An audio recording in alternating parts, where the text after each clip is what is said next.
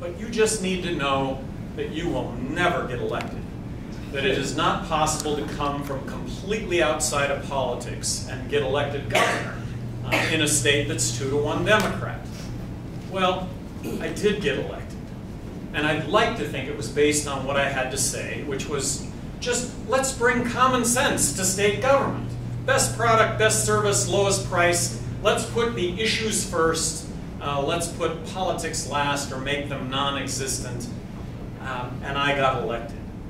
Now, I think I distinguished myself in a number of categories with my governorship.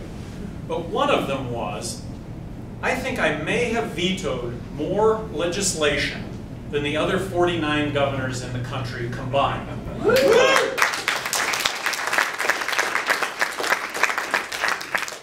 vetoed 750 bills.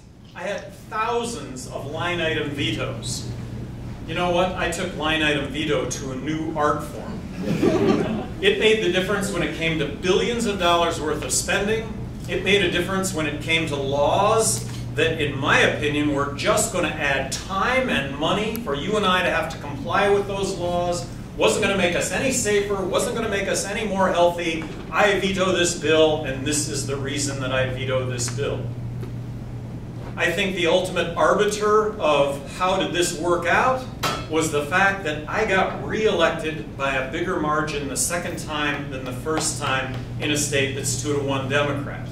I just think it speaks volumes to the fact that people really do appreciate good stewardship of tax dollars. I was an equal opportunity vetoer.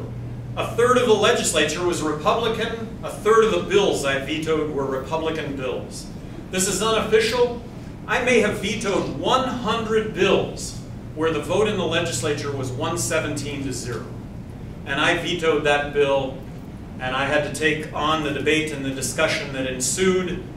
And I'm just going to argue that we do want to elect leaders. We want to elect people that will get in, make their stance, take on the debate and the discussion every single morning, however that works its way out. And that's what we really want.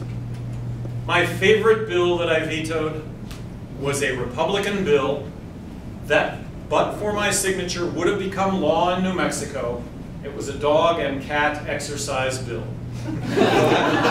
It was a requirement of pet stores to exercise their dogs and cats 2 hours a day, 3 times a week. And I have to tell you, I just think that's a terrific idea. I think that it's what dog and cat store owners should do. But in my veto message, that is what I said. This is a terrific idea. This is what pet store owners ought to do. But if I sign this legislation, the next thing I'm going to have to do is fund the dog and cat exercise police. This election, I am the Libertarian nominee for president. I think my voice, after 2 weeks from now, when Dr. Paul's candidacy officially ends, and let me just say, I think that Dr. Paul has been the voice for the liberty and freedom movement, and he's done a fabulous job, but in his words, he is just a messenger. And at this time, and when his candidacy officially comes to an end, who then becomes that messenger? Well, it's going to be the Libertarian nominee for president, and that happens to be me.